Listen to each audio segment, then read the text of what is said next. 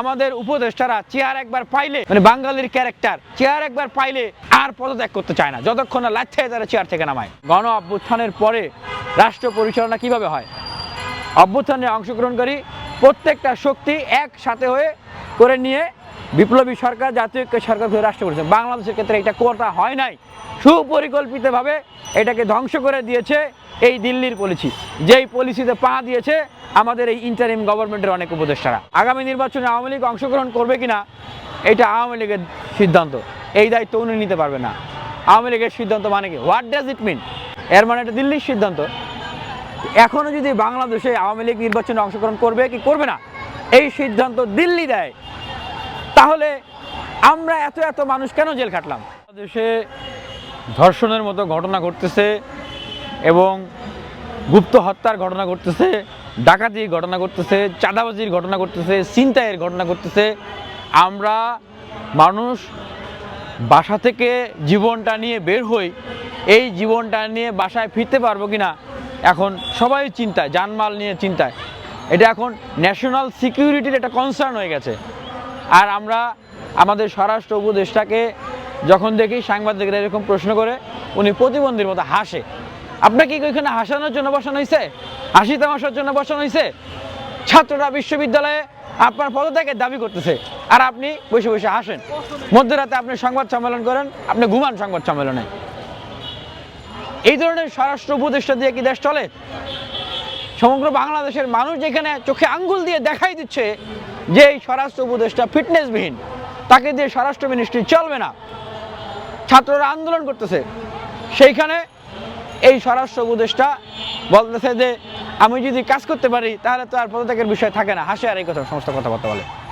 দেখেন, এত এত সংস্কারের কথা আপনারা বলতেছেন, এত এত রাষ্ট্রের গুণগত পরিবর্তনের কথা বলতেছেন, তাহলে নিজেদের সংস্কার কেন করেন না? উপদেষ্টাদের তো প্রথম আগে সংস্কার দরকার। আমরা দেখছি বরিস জনের মতো উনি লোক পদত্যাগ করেছে ওনার বিষয়ে অভিযোগ আসার পরে, ওনার ব্যর্থতা নিয়ে প্রশ্ন তোলার কারণে। অথচ আমাদের উপদেষ্টারা চেয়ার একবার পাইলে মানে বাঙালির ক্যারেক্টার চেয়ার একবার পাইলে আর পদত্যাগ করতে চায় না যতক্ষণ না লাথিয়ে তারা চেয়ার থেকে নামায়। ছাত্র জনতা আন্দোলন করলো, স্বরাষ্ট্র উপদেষ্টার পদত্যাগ চাই। পদত্যাগ করলেন কে? পদত্যাগ করলেন তথ্য উপদেষ্টা। ছাত্র জনতা কি তথ্য উপদেষ্টার পদত্যাগ চাইছে? চায় নাই। তাহলে এইরকম কেন হচ্ছে? এই যে ঢাকা শহরের অলিতে গলিতে আওয়ামী লীগের যারা দুর্ধর্ষ ক্যাডার ছিল, গণহত্যার মাস্টার মাইন্ড, তাদের ব্যবসায়ী, আইনজীবী, শিক্ষক, রাজনৈতিক ক্যাডার, তাদের বাসাবাড়ি, অফিস আদালতে যে এখন বাতি জ্বলে রাতের বেলায়, খবর আছে আপনাদের কাছে? সেই বাতিতে কি করে জানেন? তারা এখন বসে বসে দেশকে অস্থিতিশীল করা গুপ্ত হত্যার পরিকল্পনা করতেছে। এই যে আমাকে গুপ্ত হত্যার পরিকল্পনা করতেছে, আমাকে কোথায় পাইলে মারবে সেই তথ্য আমার কাছে 2 দিন আগে এসছে, আমি পেয়েছি। আর আমাদের উপদেষ্টারা মানে প্রেস ব্রিফিং করে মানে এত বিশাল বিশাল বক্তব্য যায়, মানে তাদের শৌর্য বীর্যের বহিঃপ্রকাশ ঘটায়। আর ভাই, প্রেস ব্রিফিং দিয়ে দেশ চলে না, দেশ চালাইতে হয় দেশের প্রতি নিয়ন্ত্রণ নিয়ে। আমি তো আমার জীবনের নিরাপত্তা নিয়ে এখন শঙ্কিত। বাংলাদেশের এখন সাধারণ জনতা যারা আছে, ব্যবসা বাণিজ্য চাকরি বাকরি করে খায়, বউ বাচ্চা নিয়ে থাকে, বাচ্চারা স্কুল কলেজে যায়, এখন ইজ্জত সম্মান নিয়ে সম্ভ্রম নিয়ে তারা চিন্তিত। তাদের ধন সম্পদ জানমালের নিরাপত্তা, ব্যবসা বাণিজ্য নিরাপত্তা নিয়ে চিন্তিত। অস্ত্র হাতে, মুখে কালো কাপড় নিয়ে তারা বলতেছে যে এই বাজারে আমি চাঁদাবাজি করব। রংপুরে দেখলাম যে বলতেছে একজন যে আমি নতুন দলের নেতা, দল চালাইতে আমার টাকা লাগে। দল চালাইতে বলে তার টাকা লাগে, তাকে টাকা দিতে হবে লাখ। ঢাকা বিশ্ববিদ্যালয়ে নতুন ছাত্র সংগঠনের নেতা তারা চাঁদা চাইতেছে যে চাঁদা দিতে হবে হলে ব্যবসা করতে হলে। আরে ভাই, এটা কি মগের মূল্য পাইছেন নাকি? আমরা রক্ত দিয়েছি, জেল কেটেছি, রিমান্ডে গিয়েছি কি আপনাদের এই চাঁদাবাজি করার সুযোগ দেওয়ার জন্য? রাষ্ট্র প্রত্যেকটা দেশে গণ অভ্যুত্থানের পরে রাষ্ট্র পরিচালনা কিভাবে হয়? অভ্যুত্থানে অংশগ্রহণকারী প্রত্যেকটা শক্তি একসাথে হয়ে করে নিয়ে বিপ্লবী সরকার জাতীয় সরকার হয়ে রাষ্ট্র পরিচালনা। বাংলাদেশের ক্ষেত্রে এটা কোটা হয় নাই, সুপরিকল্পিতভাবে এটাকে ধ্বংস করে দিয়েছে এই দিল্লির পলিসি, যেই পলিসিতে পা দিয়েছে আমাদের এই ইন্টারিম গভর্নমেন্টের অনেক উপদেষ্টারা, যে কারণে এত সংঘাত সহিংসতা। কেন আপনাদেরকে এখন সরকারের থেকে আপনারা এতদিন গান গাইছেন যে অরাজনৈতিক প্ল্যাটফর্ম করতে হবে বৈষম্য বিরোধী ছাত্র আন্দোলন, রাজনৈতিক দলের পদে যারা ছিল সবাইকে বের করে দিলেন। এই যে প্রতিনিধি সংস্কার কমিশনে ছাত্র প্রতিনিধি, বিভিন্ন প্রতিনিধি অরাজনৈতিক হইতে হবে, কোনো রাজনৈতিক দলের প্রতিনিধি রাখলেন না। উপদেষ্টা বানাইতে হবে অরাজনৈতিক লোক, কোনো রাজনৈতিক দলের প্রতিনিধি আপনারা নিলেন না। কি করতে হবে? বিভিন্ন যে গুরুত্বপূর্ণ সচিব, দপ্তর, অধিদপ্তর, পরিদপ্তরের যে জায়গাগুলো পরিবর্তন করা হলো, নতুন করে নিয়োগ দেওয়া হলো, করে অরাজনৈতিক লোক দিতে হবে। আর এখন বলতেছেন কি যে আমরা রাজনৈতিক দল গঠন করব, মানুষ চায় আমরা রাজনীতি করি। এই যে এতদিন সবাইকে রাষ্ট্র সংস্কার, রাষ্ট্র গঠন, রাষ্ট্র পরিচালনার গুরুত্বপূর্ণ জায়গা থেকে অভ্যুত্থানে অংশগ্রহণকারী অন্যান্য শক্তিকে আপনারা দূরে রাখলেন এই কথা বলে, এখন নিজেরা আবার রাজনৈতিক দল করতেছেন। এটাকে বলা হয় রাজনৈতিক কু।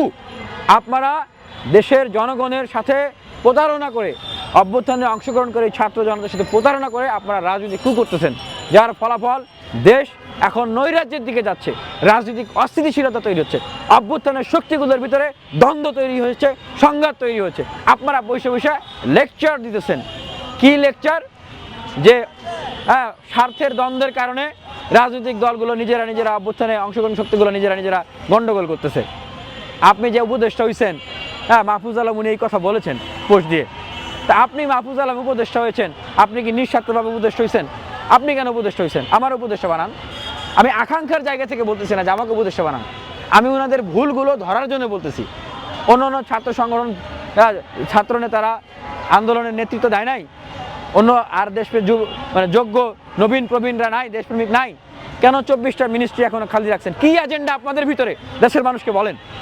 দেশকে আপনারা রাজনৈতিক কু করে একটা গৃহযুদ্ধের দিকে ঠেলে দিচ্ছেন। দেখেন, এখন পর্যন্ত এই সরকার আওয়ামী লীগ রাজনৈতিক কর্মকাণ্ড, জাতীয় পার্টি তাদের দোষদের রাজনৈতিক কর্মকাণ্ডকে নিষিদ্ধ করতে পারে নাই। এখন পর্যন্ত আগামী নির্বাচনে তাদের অংশগ্রহণ নিষিদ্ধ করতে পারে নাই। আমাদের প্রধান উপদেষ্টা কি বললেন? যে আগামী নির্বাচনে আওয়ামী লীগ অংশগ্রহণ করবে কিনা এটা আওয়ামী লীগের সিদ্ধান্ত, এই দায়িত্ব উনি নিতে পারবে না। আওয়ামী লীগের সিদ্ধান্ত মানে কি? হোয়াট ডাজ ইট মিন? এর মানে এটা দিল্লির সিদ্ধান্ত। এখনো যদি বাংলাদেশে আওয়ামী লীগ নির্বাচনে অংশগ্রহণ করবে কি করবে না এই সিদ্ধান্ত দিল্লি দেয়, তাহলে আমরা এত মানুষ কেন জেল খাটলাম? কেন দিল্লি না ঢাকা স্লোগান দিয়ে আমরা বুক পেতে দিলাম? কেন এত শহীদ হলো? কেন এত জীবন দিল? উনি সংস্কার কমিশনের কথা বলেন যে নির্বাচন কমিশন, নির্বাচন সংস্কার কমিশন এগুলো দেখবে।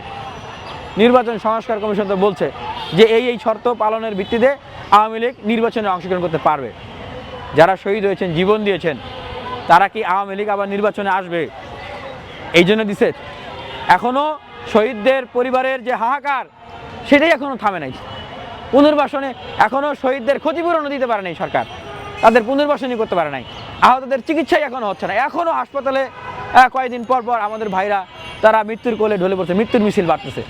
আর ইনারা ক্ষমতাকে আরও দীর্ঘায়িত করার জন্য নতুন করে দল করে কিংস পার্টি বানায় আবার ক্ষমতায় আসার জন্য সকল অভ্যুত্থানের চেতনা, সকল কিছুকে তারা বিক্রি করে দিচ্ছে, চুরমার করে দিচ্ছে। জীবনেও শেখ হাসিনার সাথে আছি, মরণেও শেখ হাসিনার সাথে আছি যেই ব্যবসায়ীরা বলেছিল, তাদের কাছে তারা খাম লেনাদেনা করতেছে, পাবলিকলি ছবিতে আছে। তাদের কাউকে গ্রেপ্তার করা হচ্ছে না। মাঝে মাঝে চাপ তৈরি হইলে তারা কিছু এই অপারেশন ডেভিল হান্ট, অমুক হান্ট, তমুক হান্ট এগুলো করে। আপনারা চিহ্নিত কতজন আওয়ামী লীগের ব্যবসায়ী দুর্নীতিবাজকে গ্রেপ্তার করতে পারছেন? চিহ্নিত কতজন আমলাকে গ্রেপ্তার করতে পারছেন? চিহ্নিত কতজন আওয়ামী লীগের সন্ত্রাসীকে গ্রেপ্তার করতে পারতেছেন?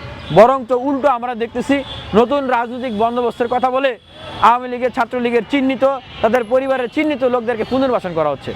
প্রথম দিকে আমরা ভাবছিলাম যে এটা একটা বৃহৎ রাজনৈতিক দল বা উদ্যোগ হলে নতুন কোনো কাজ করতে গেলে ভুল হয় কম বেশি।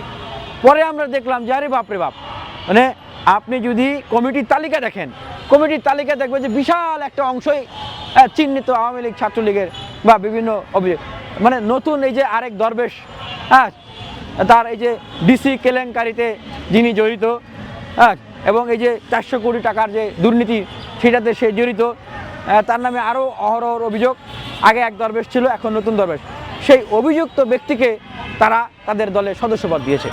অথচ ডিসি কাণ্ডে যখন এই দরবেশ তানভীরের নামটা আসে ডিসি কাণ্ডে, তখন কিন্তু সার্জিস, হাসনাত, তাদের বিষয়টাও এখানে সংবাদ মাধ্যমে এসেছিল যে তাদের প্রতিনিধি হিসেবে গিয়ে তিনি এই কাজগুলো করতেছেন।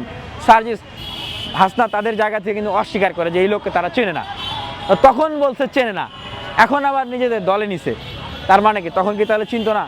অবশ্যই চিনতো। না চিনলে হঠাৎ করে তাদেরকে দলে নিল।